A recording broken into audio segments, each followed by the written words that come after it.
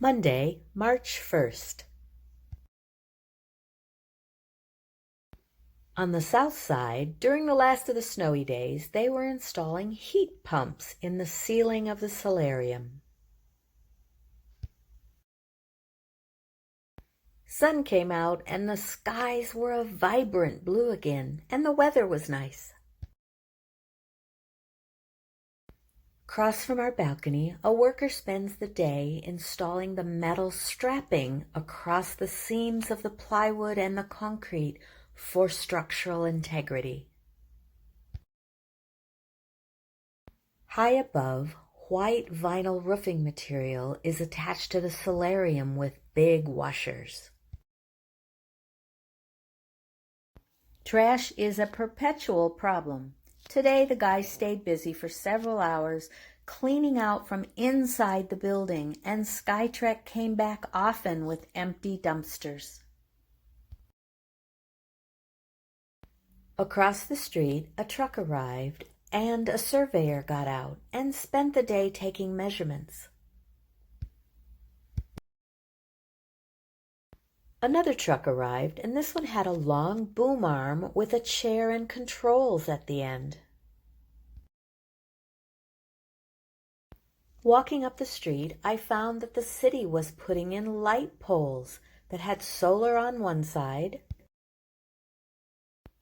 and great LED pads on the other for visibility as people drive and walk up this way. Looking north, I finally saw the tallest crane flying trusses into place above the 4th floor of the independent living apartments. Maybe they forgot to say it was a game of hide and seek. Early one morning, I heard a lot of noise outside my bedroom window.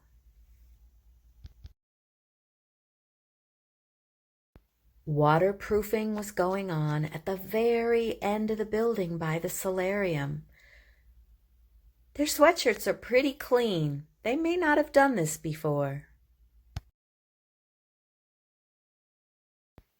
This double long flatbed arrived with supplies like wallboard and metal studs and other things.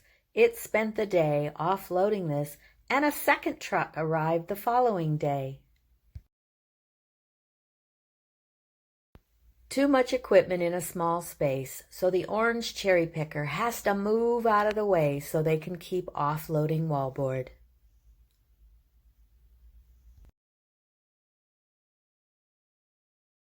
Once repositioned, the workers kept applying the waterproofing on the triangle portion of the solarium, on all 3 levels.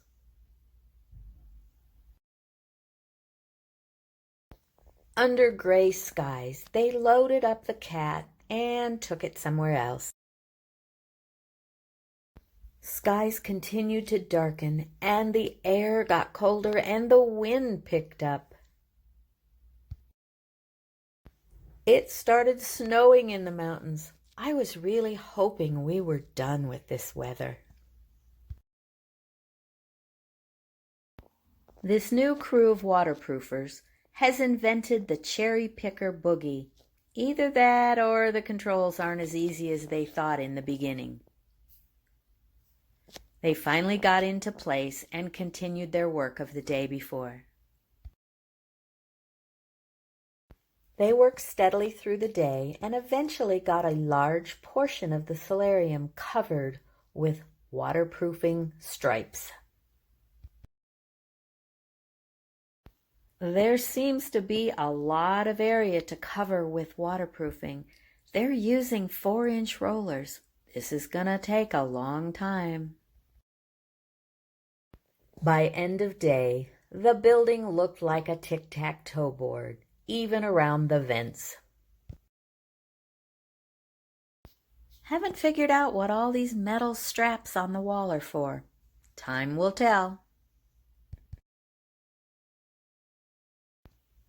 I found the little cat going back and forth, moving dirt around. Driver would get out every so often and take measurements from an 8-foot pole near the sidewalk. When I went out by door 3, little cat was slowly progressing along the wall, leveling the dirt to meet whatever measurements he had taken with the tall pole. Cut into the hillside, extended east along the assisted living building for quite a ways.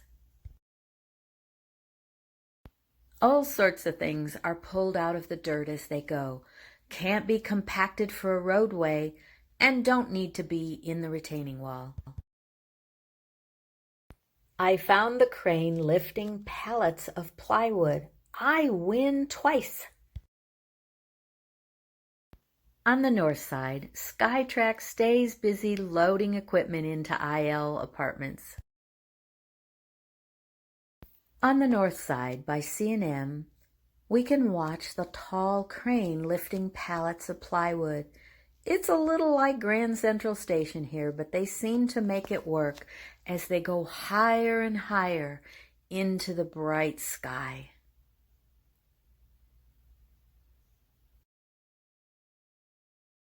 This worker was very glad he had a knife to wrestle the plastic off of the plywood. Even the porta potties got cleaned out today. Sometimes there's just too much equipment for the square footage. They may be getting ready for retaining walls on this side, as they have yellow tape marking it off not to stack things here anymore. Checking the Sandia dining room, I can see that right above the portico is dark salmon, and above that light pink stucco. My honorary grandbaby Naomi looks wonderful with her parents Crystal and Adrian. Look at that skin.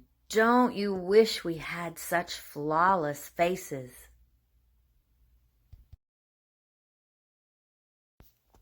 Time is going by, and it's getting closer to me being able to kiss on those sweet cheeks. Puzzle makers stay busy. It amazes me how fast they complete these.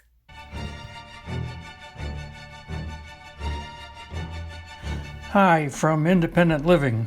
Last week they were midway through installing the roof trusses, and I forgot to mention that the roof trusses are slanted slightly so that the roof will drain away from its center line. This week they are midway through the roof plywood install. You can see they've even covered some of the insides of the parapets. But as you can see, I think, we arrived right at break time, so nobody's working. If you look right at the base of the east end there, you can see a guy raking the dirt at the base of the building. I think he's planting carrots. Hi, this is Jack Breyer. It's Wednesday, March 3rd. It's 10 a.m. It's 50 degrees and sunny. Last week they had just started the taping and sealing, and as you can see this week they're well along. As we move along this south side, you'll see several workers enjoying the sunshine. The prefab trusses don't cover the corridor in the center, so there are just like 2x6s over the hallway. Do they look arched in the center for drainage? Look at those guys in the 5th level window there. Enjoy your break, guys. Finally, see the red ladder? Seems to be the only access to the roof. We know how to get Wilbur to go up and down, forward and back, and left and right. just by controlling the rotor speeds, either by autonomous control or manually by using the joysticks. There is one kind of movement remaining. We want to be able to rotate to face in a new direction. For this, we use conservation of angular momentum. The principle of conservation of angular momentum was first hinted at by Isaac Newton and then later refined by our old friend Daniel Bernoulli. You may think that angular momentum is too complex to understand, but you have lots of practical experience in its use. Conservation of angular momentum is what allows you to balance a top on its tip when it's spinning, but not when it's still. And similarly, it's why a frisbee flies through the air so smoothly. Conservation of angular momentum allows a figure skater to spin faster by bringing her arms in closer to her body. Angular momentum makes it easier to ride a bicycle when it's going fast than when it's going slow. And perhaps most importantly, it's why the sun rises every day. And just to add a little of the bizarre, it's why toilets in Australia flush clockwise and here in the Northern Hemisphere flush counterclockwise. So how does angular momentum apply to Wilbur? First note that Wilbur has 4 rotors, and the rotors rotate in opposite direction, so that when hovering, the total angular momentum is 0.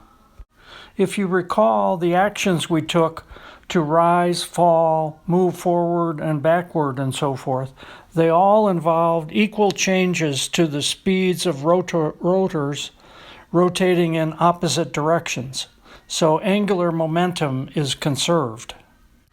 Now, suppose I actually want Wilbur to rotate to the right, that is clockwise.